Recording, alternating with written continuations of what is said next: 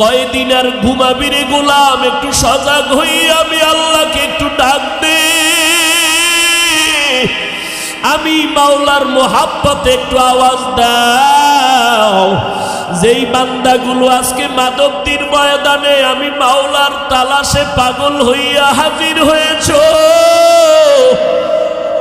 ও বান্দা, আমি আল্লাহ তোমাকে খুঁজার জন্য প্রথম আসমানে এসে ডাকলাম।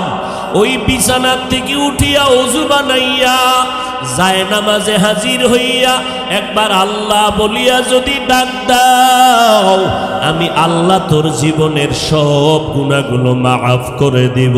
কারণ আমি আল্লাহর ছেলে নাই, মেয়ে নাই, আমি আল্লাহর আপন কেউ নাই। আমি আল্লাহ তোরে বড় আদর করে বানাইছি রে মানুষ। তোদের মতো এত সুন্দর করে আমি কিছুই বানাই নাই। আসমান এত সুন্দর করে বানাই নাই, মানুষ যত সুন্দর আসমানের সূর্য এত সুন্দর করে বানাই নাই, মানুষ এত সুন্দর করে আমি আল্লাহ বানাইলাম। ওই মানুষের জবানটাকে আমি আল্লাহ মায়ের গর্ভে রক্ত দিয়া নাপাক করি না রে বান্দা। কারণ দুনিয়াতে গিয়া এই জবান দিয়ে তুমি আমি আল্লাহর জিকির করবা, আমি আল্লাহর মোহাব্বতের নাম উচ্চারণ করবা, হাঁটতে চলতে উঠতে বসতে আমার আশেক পাগল যারা জবান দিয়া আমার আল্লাহর মোহব্বতের ডাক ডাকবে, আমি আল্লাহ এই জন্য জবানটাকে রক্ত দিয়া নাপাক করি নাই। আমি আল্লাহ তাআলা তাকওয়ার মেডিসিন দিয়া দিলাম। ওই তাকওয়া দিয়া জবানটাকে তুমি হেফাজত করো রে বান্দা। আর এই তাকওয়া যদি অর্জন করতে চাও, একমাত্র ঠিকানা হলো আল্লাহওয়ালাদের সোহবত। আল্লাহওয়ালাদের সোহবত ছাড়া তাকওয়া অর্জন করার কোনো পথ। ইয়া আইয়ুহাল্লাযীনা আমানুত্তাকুল্লাহ ওয়া কুনু মা'আস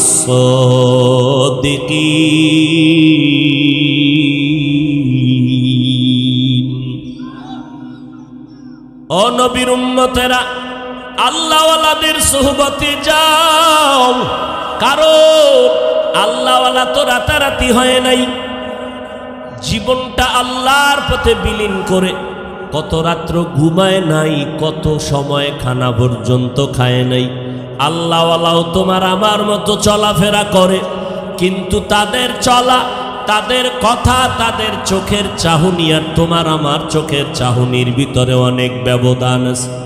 তুমিও ঘুমাও, আল্লাহওয়ালারাও ঘুমায়, তবে আল্লাহওয়ালাদের ঘুমে আর তোমার আমার ঘুমে আসমান জমিনের ব্যবধান। আল্লাহওয়ালাদের চোখের নজর আর তোমার আমার চোখের নজর কখনো এক হতে পারে না। এরে নবীর উম্মতির দল, কারণ তাদের চোখের পাওয়ার তাকওয়ার পাওয়ার।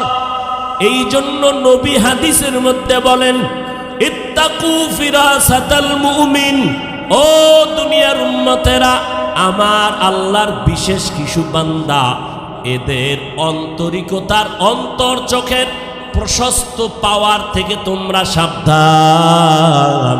কারণ আল্লাহওয়ালারা তাকওয়ার দরজা দিয়া যা দেখে বান্দা, তোমার সাধারণ চোখ দিয়া তুমি তা কখনো দেখতে পারবা না। আউলিয়ারা কারে উকবা ইখতিয়ার, জাহেলারা কারে দুনিয়া ইখতিয়ার। মাইলে মোমেন সোয়ে মোমেন মিশাওয়াত, মাইলে কাফের সোয়ে কাফের মিশাওয়াত। সুলতান মাহমুদ গজনবী রহমতুল্লাহ আলাইহি, তিনি একদিন ওই যুগের তার এলাকার বড় একজন আল্লাহর গোলাম ওলিয়ে কামেল আবুল হাসান খেরকানি রহমতুল্লাহ আলাইহি, তার দরবারে এসে সুলতান মাহমুদ গজনবী বলেন, হযরত, আমি এই গজনবীর রাষ্ট্র পরিচালনা করি, আমি আপনার কাছে আসছি, আপনি আমার দেশের একজন বড় বুজুর্গ, আপনার কাছে একটা প্রশ্ন হলো, বাইজিদ বুস্তামি তিনি নাকি একজন বড় আল্লাহওয়ালা ছিল? বলে হ্যাঁ, অনেক বড় আল্লাহওয়ালা। বলে তার ব্যাপারে কি একটু ধারণা আমাকে দিবেন? আবুল হাসান খেরকানি রহমাতুল্লাহ আলাইহি বলেন, ও সুলতান মাহমুদ, বাইজিদ বুস্তামির কথা তোমাকে কি বলবো। আল্লাহ তাকে এত পাওয়ার আর মারেফতের পাওয়ার আল্লাহ তাকে এই পরিমাণ দান করেছেন, তাকওয়ার পাওয়ার আল্লাহ তাকে এত পরিমাণ দিয়েছেন, কোন বেঈমান যদি বাইজিদ বুস্তামির চেহারার দিকে এক নজর দেখতো, সাথে সাথে কালেমা পড়ে ফেলতো। বাইজিদের চেহারার দিকে বেঈমান নজর দিলেই কালেমা পড়ে ফেলতো। এ পাওয়ার কে দিছেন? এটা কি বান্দার কোনো বাহাদুরি? আর এই বাইজিদ এই পাওয়ার কই পাইল? এর পেছনে অবশ্যই কারো না কারো দোয়া লাগবে। আপনারা জানেন, বাইজিদের দোয়া করতে গিয়া তার মা কলিজা ভরে দোয়া করেছিলেন। ওই বাইজিদের মায়ের দোয়ার কারণে আল্লাহ জগতের বড় একজন কুতুবুল আলম বানায় দিয়েছে। আপনার আওয়াজ এত সুন্দর, না জানি আপনি মালিক কত সুন্দর, আপনার সাজানো আসমানটা কত সুন্দর, না জানি আপনি আল্লাহ কত সুন্দর। মুসা নবী দেখতে চেয়েছেন, আল্লাহ বলেছেন লান তারানি, আমাকে দেখা যাবে না। আর আমি আমার নবী মুহাম্মদের আমি মোহাব্বত করে দাওয়াত দিয়া আমি আরশে আজিমে নিয়েছি। আমার মনে চেয়েছে আমার বন্ধুর সাথে দূরে রেখে কত কথা বলবো, একটু আমার বাড়িতে আমি দাওয়াত দেই। আমি জিব্রাইল আমিরে বললাম, ও জিব্রাইল, জান্নাতের মধ্যে যাও, আমার বন্ধুর জন্য একটা বোরাক নিয়ে যাও, আমার বন্ধুকে দাওয়াত দিয়া বাইতুল্লাহর কিনারায় চাচাতো বোন উম্মে হানির ঘরে ঘুমায়, আমার নবীরে দাওয়াত দিয়া নিয়ে আসো।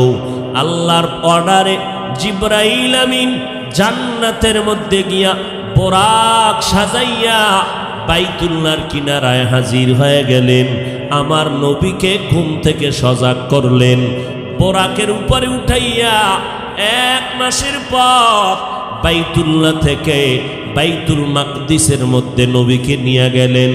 ওখান থেকে আল্লাহ পাক রব্বুল আলামিন আসমানের সফর শুরু করলেন, মেরাজ।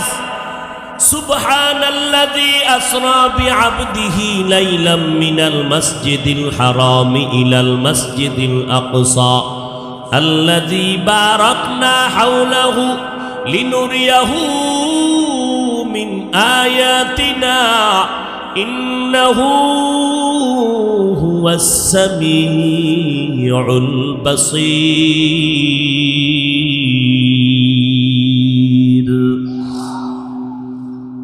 আল্লাহ পাক রব্বুল আলামিন বলেন, আমি এমন পবিত্র সত্তা, অসম্ভবটাকে আমি আল্লাহ রাতের সামান্য সময় সম্ভব করে আমার নবীরে বাইতুল্লাহ থেকে ডাকলাম।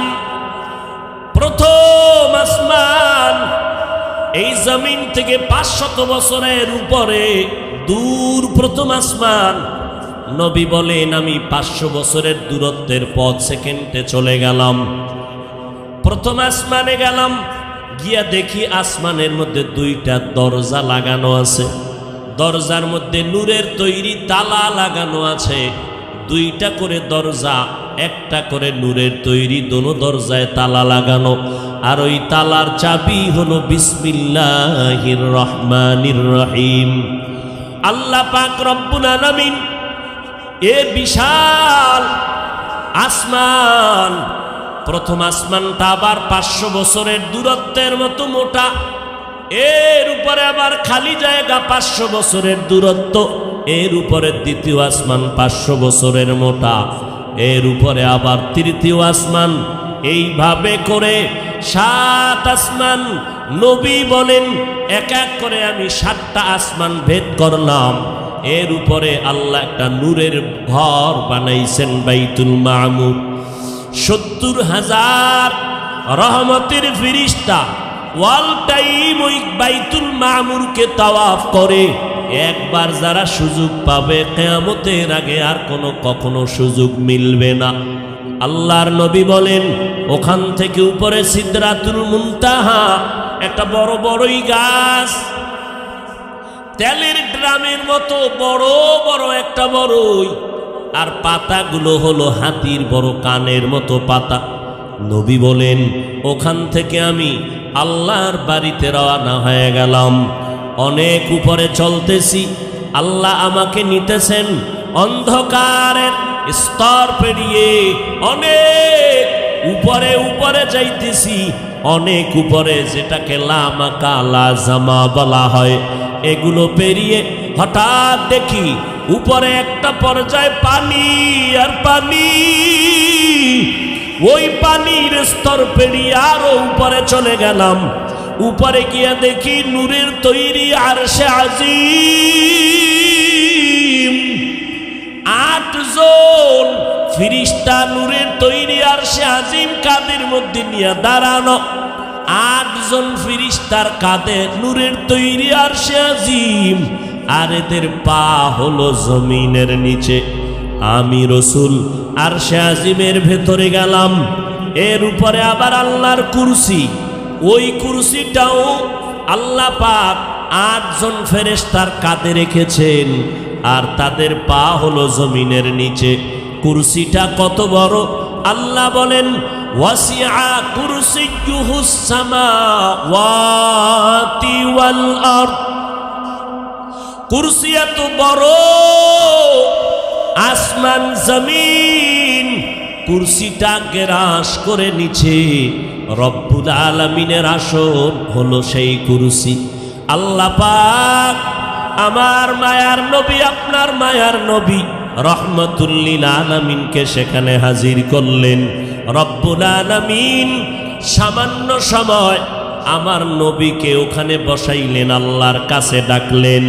যদিও মনে হয় সামান্য, জানা নাই আল্লাহ কত শত বছর কাটায় দিলেন। আল্লাহর নবী বলেন এই যে বিশাল সফর করে মেরাজ করে আসলাম, কত সময় লাগছে জানি না, তবে আমি বাইতুল্লাহর কিনারায় ঝমঝম কূপের পানি দিয়া ওযু বানাইয়া যে রওনা হয়ে গেছিলাম, আমি মেরাজ করিয়া আল্লাহর থেকে কথা শেষ করিয়া বাইতুল্লাহ এসে দেখলাম ওযুর পানি এখনো গড়াইয়া পড়তেছে। কাদের কুদরত দারি বার কামাল, আন্তা রব্বি আন্তা হাসবি জুল জালাল, তুহি কাদের জলিলুল্লাহ জাহাদার, বাহর হালে তুহি মেরা নিগাহদার। আল্লাহ পাক রব্বুল আলামিন সাহাবায়ে কেরামের মধ্যে 2 দল হয়ে গেল। কেউ বলেন আল্লাহর নবী যে আল্লাহর বাড়ি গেলেন, আল্লাহকে ডাইরেক্ট দেখিয়া নবী কথা বলে এরপরে আসছেন। কেউ বলেন না, রব্বুল আলামিন পর্দার আড়াল থেকে আমার নবীর সাথে কথা বলেছেন। আমার মায়ার নবী আল্লাহকে দেখলেন। আল্লাহ কেমন? বলে এটা বুঝার জিনিস, বুঝানোর জিনিস না। আল্লাহ একজন আছে, আওয়াজ নাই, কোনো লাহান নাই। আল্লাহ আছে কথা সত্য। আমরা সব সময় আম দুধ কলা দিয়া খানা খাই, একজনে ইলিশ মাছ দিয়া খানা খাইয়া সারাটা দিন বলে এত মজা, এত মজা, এত মজা।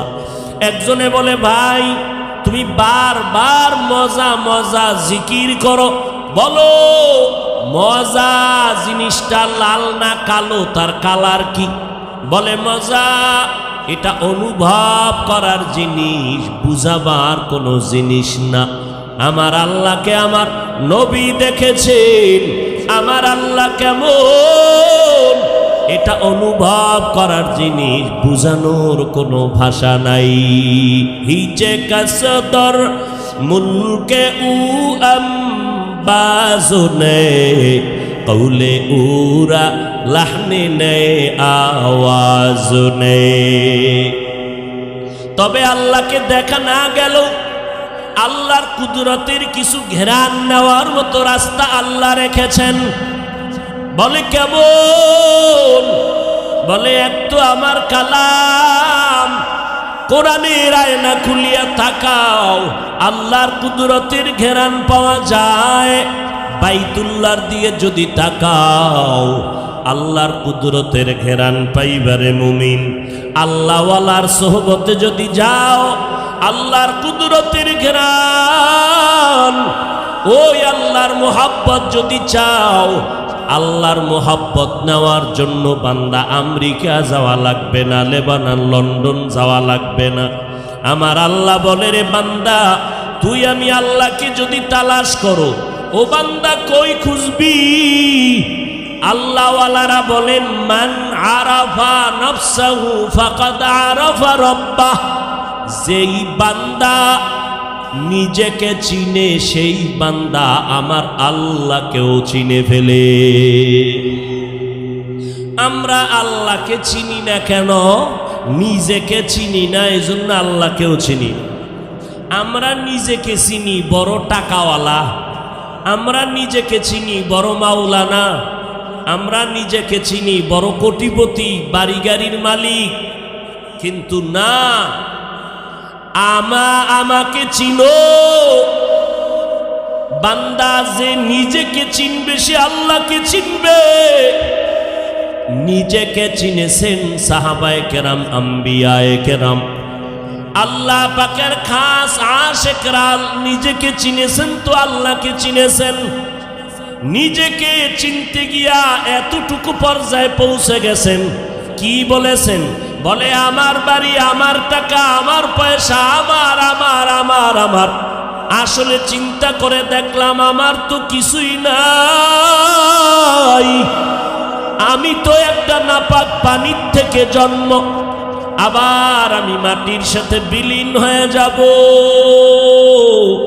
সব আমার ধ্বংস হয়ে যাবে, বাকি থাকবেন একমাত্র আমার আল্লাহ। আল্লাহ থাকবেন আমার, বাকি আর কেউ না। অতএব আমি বলার অধিকার আমার আল্লাহ। আমি নিজেকে আমি বলতে পারি না, কারণ এই যে আমার বাড়ি, এ বাড়ি তো আমার না। আমি মরে গেলে এর মালিক হবে সন্তানেরা। টাকা পয়সা আমার সঙ্গে যাবে না, তো এগুলো আমার বলে কি লাভ? আমার তো কিছুই না। এজন্য আল্লাহ বলেন, ওয়াফি আনফুসিকুম আফালা তুবসিরুন। ও বান্দা, নিজের দিকে ভালো করে গবেষণা করো, আমি আল্লাহর পরিচয় পেয়ে যাইবা। এরে নবীর উম্মতের দল, এত সুন্দর করে তোমাকে আমাকে আল্লাহ বানাইছেন। এক ফোঁটা নাপাক পানির থেকে মায়ের গর্ভে আল্লাহ রেখে কেমন সুন্দর করে বানাইলেন। এত বিশাল আসমান জমিন আল্লাহ বানাইলেন 6 দিন লাগাইয়া। কয়দিন? ফি সিত্তাতি আইয়াম। 6 দিনে আসমান জমিন বানিয়েছেন। কিন্তু তোমার মতো এক হাতের বান্দাটাকে বানাইতে মায়ের গর্ভে আল্লাহ সময় নিছেন প্রায় 10 মাসের মতো। কেন? আল্লাহ আমাকে তোমাকে বেশি মহব্বত করেন, ভালোবাসেন, এই জন্য আল্লাহ পাক নাপাক পানির থেকে তোমাকে আমাকে সুন্দর করে মায়ের গর্ভে বানাইলেন। বানানোর পর আল্লাহ দুনিয়াতে পাঠাবার আগে সুন্দর খানার আয়োজন করলেন। দুনিয়াতে গিয়ে তুমি কোনো খানা খেতে পারবা না, আমি আল্লাহ তোমার জন্য সুন্দর খানার আয়োজন করলাম। এরে নবীর উম্মতের দল, আল্লাহ পাক রব্বুল আলামিন বলেন, আমি আল্লাহর পরিচয় যদি পেতে চাও, নিজের নিয়ে গবেষণা করলেই তুমি আমি আল্লাহর পরিচয় পেয়ে যাইবা। এরে নবীর উম্মত, আমার আল্লাহ পাক বলেন, আমার অনুসরণ যদি করতে চাও, আমাকে পাইবা না এটা আমিও জানি, দেখার কায়দা নাই। তবে আমার একজন বন্ধু আমি জমিনের মধ্যে রেখে দিলাম, তিনি হলেন আমার পয়গম্বরে আরবী। তোমরা তার অনুসরণ যদি করো, আমি আল্লাহর অনুসরণ হয়ে যাবে। তাহলে সহজ কথা, এই জমিনে আল্লাহকে কে মানে কে মানে না, তার জবাব যে নবী মানে সে আল্লাহ মানে, যে নবী মানে না সে আল্লাহকেও। সাহাবায়ে কেরাম আমার নবীকে দেখে দেখে আমল শুরু করলেন, কিন্তু বর্তমানে আমাদের কপাল বড় খারাপ। আমরা তো নবীকেও পেলাম না, আল্লাহকেও তো দেখার কায়দা নাই। তো আমরা নবীর অনুসরণ কেমনে করি? নবী বলেন, উম্মতের দল, একদল বন্ধু জমিনের মধ্যে আমি নবী রেখে গেলাম, তোমরা তাদের অনুসরণ যদি করো, আমি নবীর অনুসরণ হয়ে যাবে। ওই বন্ধুর দলের নাম হলো আল উলামা ওয়ারাসাতুল আম্বিয়া। উলামায়ে আহলে হক হলো নবীদের ওয়ারিস। উলামায়ে আহলে হকের অনুসরণ করো তো নবীর অনুসরণ হবে, আর নবীর অনুসরণ হলে আল্লাহর অনুসরণ হয়ে যাবে। আল্লাহর অনুসরণ যারা করবে বিনা হিসাবে জান্নাত। তাহলে আল্লাহকে কে মানে? যে নবী মানে। নবীকে কে মানে? যে আহলে হক উলামায়ে কেরামদের মানে। আহলে হক উলামায়ে কেরামদের যারা মানে না, প্রমাণ তারা নবী মানে না। যারা নবী মানে না তারা আল্লাহকেও মানে না। এই আহলে হক উলামাদের একটা জামাতের নাম হলো আহলে সুন্নাত ওয়াল জামাআহ। এই আহলে হক উলামাদের মিশন দেওবন্দি মিশন, তাবলীগের মিশন, খাঁটি আল্লাহওয়ালাদের মিশন হলো আহলে হক উলামাদের মিশন। বুঝলাম কেমনে? এই তাবলীগের কারণে, দেওবন্দীদের কারণে, কওমির কারণে, পীর মাশায়েখ আল্লাহওয়ালা চরমনাই, উজানি, বাহাদুরপুর, নানুপুর এদের মিশনের কারণে একজন আর দুজন না, লক্ষ লক্ষ লক্ষ লক্ষ মানুষ আজকে দিনদার হয়েছে। কথা ঠিক নি? নাকি গাঞ্জাখোর হয়েছে? বলেন যে আমাদের এলাকায় চরমনাইয়ের কারণে, উজানির কারণে, তাবলীগের কারণে 13 জন মানুষ গাঞ্জা খায়, হইছে এরকম? আমাদের মতো হুজুর না, বরং RAB, army, police, BDR, general লাইনের শিক্ষিত 5 ওয়াক্ত নামাজি দাড়িওয়ালা হয়েছে কি হয় নাই? তাহলে তাবলীগের কারণে, দেওবন্দি কওমির কারণে, চরমনাইয়ের কারণে মানুষ ভালো হইল না খারাপ? অতএব আমরা বলতে পারি, এই চরমনাইয়ের বিরুদ্ধে যারা ফেসবুকে লেখবে তারা ভণ্ড। যারা তাবলীগের বিরুদ্ধে ফেসবুকে লেখে উম্মতকে বিভ্রান্ত করে তারা ভণ্ড।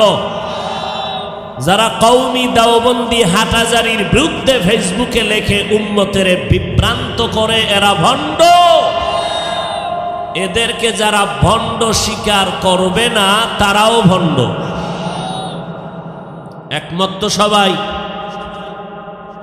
আল্লাহ সবাইকে বুঝাল্লাযীনা আমানুত্তাকুল্লাহ ওয়া কুলু কাওলান সাদীদা ইউসলিহ লাকুম আ'মালাকুম। ও মুমিন, আল্লাহর অনুসরণ করো নবীর মাধ্যমে, নবীর অনুসরণ করো আহলে হক উলামায়ে কেরামের মাধ্যমে। অনুসরণ কি করবা? 1 নাম্বার তুমি আল্লাহকে ভয় করো, 2 নাম্বার জবানটাকে তুমি হেফাজত করো।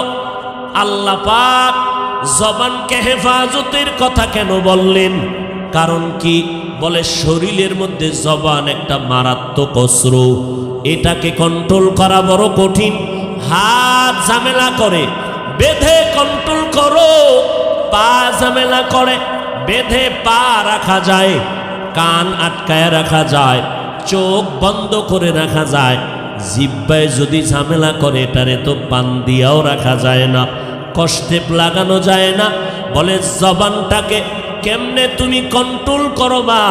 আল্লাহ বলেন আমার তো একটা মেডিসিন আছে, ওই মেডিসিন ছাড়া জবান কন্ট্রোল করা যাবে না।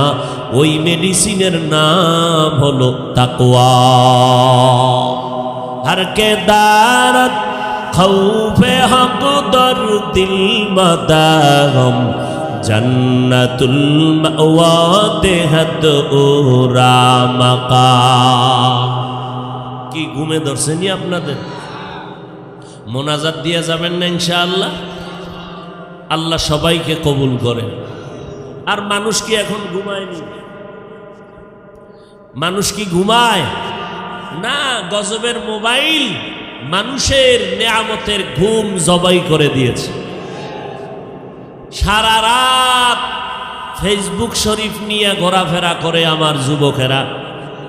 কখন রাত্র 2টা 3টা বাজলো খবর নাই, অথচ ওই টাইম হলো তাহাজ্জুদের টাইম। কথা ঠিক না?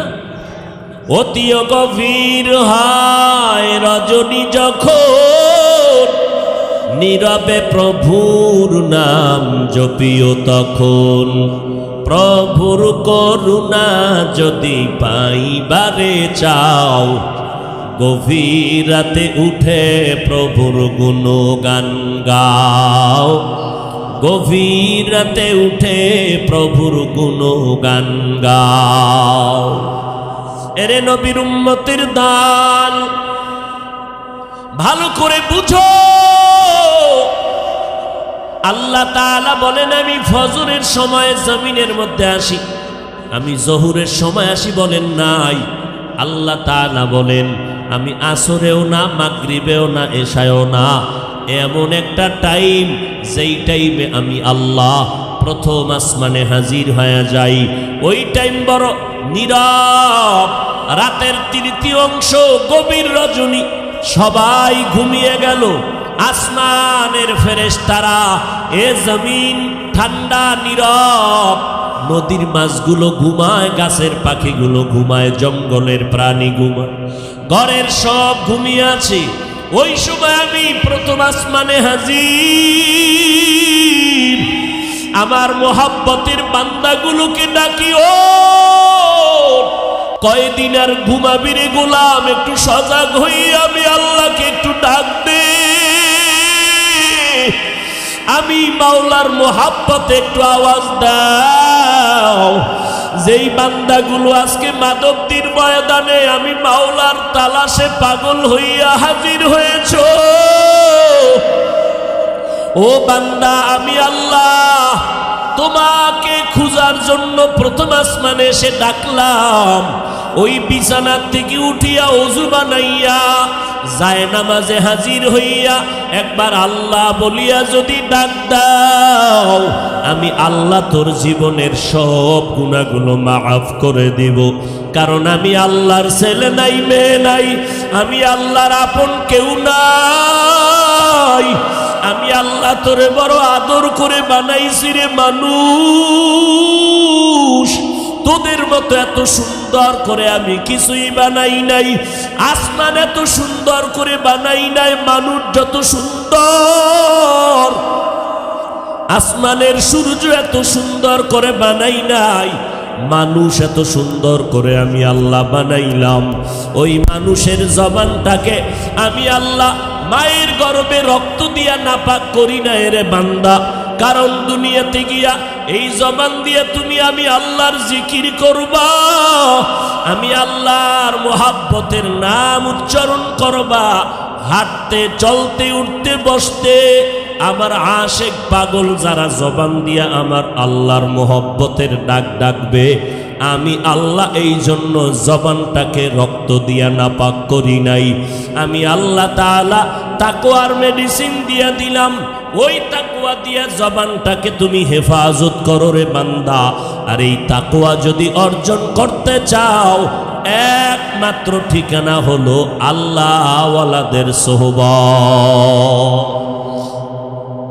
আল্লাহওয়ালাদের সোহবত ছাড়া তাকওয়া অর্জন করার কোনো পথ। ইয়া আইয়ুহাল্লাযীনা আমানুত্তাকুল্লাহ ওয়া কুনু মা'আস সাদিকিন।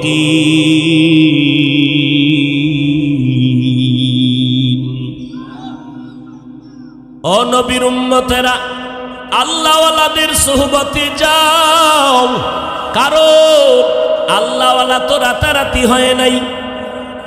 জীবনটা আল্লাহর পথে বিলীন করে কত রাত্র ঘুমায় নাই, কত সময় খানা পর্যন্ত খায় নাই। আল্লাহওয়ালাও তোমার আমার মতো চলাফেরা করে, কিন্তু তাদের চলা, তাদের কথা, তাদের চোখের চাহনি আর তোমার আমার চোখের চাহনির ভিতরে অনেক ব্যবধান আছে। তুমিও ঘুমাও, আল্লাহওয়ালারাও ঘুমায়, তবে আল্লাহওয়ালাদের ঘুমে আর তোমার আমার ঘুমে আসমান জমিনের ব্যবধান। আল্লাহওয়ালাদের চোখের নজর আর তোমার আমার চোখের নজর কখনো এক হতে পারে না। এরে নবীর উম্মতির দল, কারণ তাদের চোখের পাওয়ার তাকওয়ার পাওয়ার। এই জন্য নবী হাদিসের মধ্যে বলেন, ইত্তাকু ফিরাসাতাল মুমিন। ও দুনিয়ার উম্মতেরা, আমার আল্লাহর বিশেষ কিছু বান্দা, এদের অন্তরিকতার অন্তর চোখের প্রশস্ত পাওয়ার থেকে তোমরা সাবধান। কারণ আল্লাহওয়ালারা তাকওয়ার দরজা দিয়া যা দেখে বান্দা, তোমার সাধারণ চোখ দিয়া তুমি তা কখনো দেখতে পারবা না। আউলিয়ারা কারে উকবা ইখতিয়ার, জাহেলারা কারে দুনিয়া ইখতিয়ার। মাইলে মোমেন সোয়ে মোমেন মিশাওয়াত, মাইলে কাফের সোয়ে কাফের মিশাওয়াত।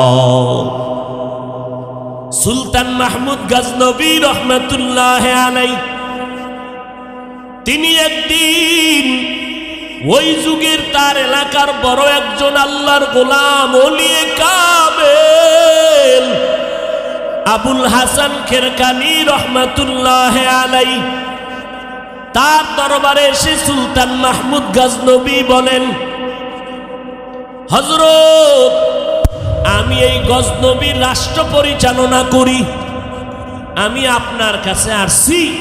আপনি আমার দেশের একজন বড় বুজুর্গ, আপনার কাছে একটা প্রশ্ন হলো, বাইজিদ বুস্তামি তিনি নাকি একজন বড় আল্লাহওয়ালা ছিল? বলে হ্যাঁ, অনেক বড় আল্লাহওয়ালা। বলে তার ব্যাপারে কি একটু ধারণা আমাকে দিবেন? আবুল হাসান খেরকানি রহমতুল্লাহ আলাইহি বলেন, ও সুলতান মাহমুদ, বাইজিদ বুস্তামির কথা তোমাকে কি বলবো। আল্লাহ তাকে এত পাওয়ার আর মারেফতের পাওয়ার আল্লাহ তাকে এই পরিমাণ দান করেছেন, তাকওয়ার পাওয়ার আল্লাহ তাকে এত পরিমাণ দিয়েছেন, কোন বেঈমান যদি বাইজিদ বুস্তামির চেহারার দিকে এক নজর দেখতো, সাথে সাথে কালেমা পড়ে ফেলতো। বাইজিদের চেহারার দিকে বেঈমান নজর দিলেই কালেমা পড়ে ফেলতো। এ পাওয়ার কে দিছেন? এটা কি বান্দার কোনো বাহাদুরি? আর এই বাইজিদ এই পাওয়ার কই পাইল? এর পেছনে অবশ্যই কারো না কারো দোয়া লাগবে। আপনারা জানেন, বাইজিদের দোয়া করতে গিয়া তার মা কলিজা ভরে দোয়া করেছিলেন। ওই বাইজিদের মায়ের দোয়ার কারণে আল্লাহ জগতের বড় একজন কুতুবুল আলম বানায় দিয়েছে। একটি গেলাস পানির ফলে বাইজিদের কোলে তুলে, হাত তুলে মা বলে বাইজিদকে ওলি বানাও, হাত তুলে মা বলে বাইজিদকে ওলি বানাও। মায়ের দোয়া লও হে মুমিন মায়ের দোয়া লও, মায়ের দোয়া লও হে মুমিন মায়ের দোয়া লও। বিপদে পড়বে না তুমি যখন যেথায় যাও, মায়ের দোয়া লও হে মুমিন মায়ের দোয়া লও। যার কারণে বাইজিদেরই নাম ছড়িয়েছে বিশ্বভুবন। ছোট্ট শিশু বাইজিদেরই মতো সবাই হও, ছোট্ট শিশু বাইজিদেরই মতো সবাই হও। মায়ের দোয়া লও হে মুমিন মায়ের দোয়া লও, মায়ের দোয়া লও হে মুমিন মায়ের দোয়া লও। বিপদে পড়বে না তুমি যখন যেথায় যাও, মায়ের দোয়া লও হে মুমিন মায়ের দোয়া লও, মায়ের দোয়া লও হে মুমিন মায়ের দোয়া লও। আল্লাহ তাআলা বাইজিদকে মায়ের দোয়ার কারণে এত দামি বানিয়েছেন, চেহারা দিয়ে তাকাইলে হাজারো বেঈমান কালেমা পড়ে ফেলতো। এ নবীর উম্মতের দল, ওই মা বাবার দোয়া ছাড়া আল্লাহর কসম এই চেয়ারের মধ্যে বসে কথা বলার পাওয়ার হতো না যদি মা বাবার চোখের পানি আর দোয়া না থাকতো। ও ভাই, তুমি আজ টাকা বা পয়সা বাড়ি গাড়ির মালিক মনে করেছো তোমার শক্তি, না না, মা বাবার চোখের পানি আর দোয়া। পরীক্ষা, মাকে বললাম মা দোয়া করো আগামীকাল পরীক্ষা। মা রাতের বেলা ঘুমায় না, নামাজের মুসাল্লায় দাঁড়ায় চোখের পানি ছেড়ে দোয়া করেছে, ও আল্লাহ তুমি আমার সন্তানের কবুল করে নিও, আমার সন্তানটাকে তুমি পরীক্ষায় কামিয়াব করে দাও। এরে নবীর উম্মতের দল, যেই মা তোমাকে আমাকে না খেয়ে কষ্ট করে বড় বানাইয়া আজকে মা বাবার দোয়ার কারণে তুমি আজ আলেম মাওলানা মুফতি চেয়ারম্যান মেম্বার হয়েছ, টাকা পয়সা গাড়ি বাড়ির মালিক, ওই মা বাবার দোয়া ছাড়া হতে পারো না। এর মুমিন, যেই মা বাবা কত কষ্ট করেছিলেন, মাঝে মাঝে আব্বা জানের মনে চাইতো একটা আঙ্গুর খাবে, বেদানা খাবে, কিন্তু টাকা নাই। আজকে তুমি সন্তান, তোমার ঘরে ফলের অভাব নাই, কিন্তু যেই মা বাবা আশা করেছিল তারা আজ দুনিয়াতে বেঁচে নাই। কে খাবে তোমার ওই ফল? কে খাবে তোমার ফ্রিজের মাছ? ওই মা বাবার দোয়া ছাড়া সামনে আগানোর কোনো পথ নাই। ওরে নবীর উম্মতের দল, আল্লাহ পাক রব্বুল আলামিন বলেন, বান্দা বাহাদুরি করিস না। কয়দিন আর দুনিয়াতে বাহাদুরি করবি? কই যমুনা গ্রুপের মালিক, এত টাকার মালিক, আর সব পরে রইল, টাকাওয়ালা নাই। কিসের বাহাদুরি করো? আমাদের ওই নদী পথে বরিশালে রাতের বেলা লঞ্চের ভেতরে আগুন, কত মা বাচ্চা কোলে নিয়ে কেবিনের মধ্যে ঘুমায়। ঘুমের ভেতরে হঠাৎ সজাগ হইয়া দেখে চারপাশে আগুন, কোথাও বের হওয়ার কোনো কায়দা নাই। এক আল্লাহ পাকের বান্দি বাচ্চাটারে কোলে নিয়া স্বামীর হাত ধরে বলে, চলো ছাদে, লঞ্চের ছাদে চলো। ছাদে গিয়া কয়, স্বামী